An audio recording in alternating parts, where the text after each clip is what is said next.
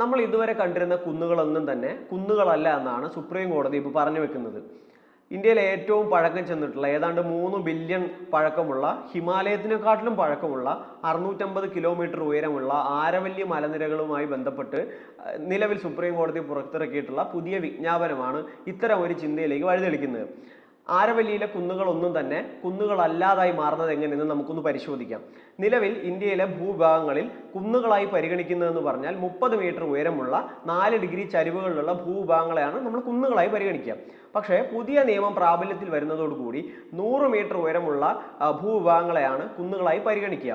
സ്വാഭാവികമായി ആരവല്ലി നേരിടുന്ന പ്രശ്നം എന്ന് പറയുന്നത് ആരവല്ലിയിലെ ഏതാണ്ട് 12,081 കുന്നുകളുള്ളതിൽ ഏതാണ്ട് 1048 കുന്നുകളും 100 മീറ്ററിന് താഴെയുള്ള കുന്നുകളാണ്.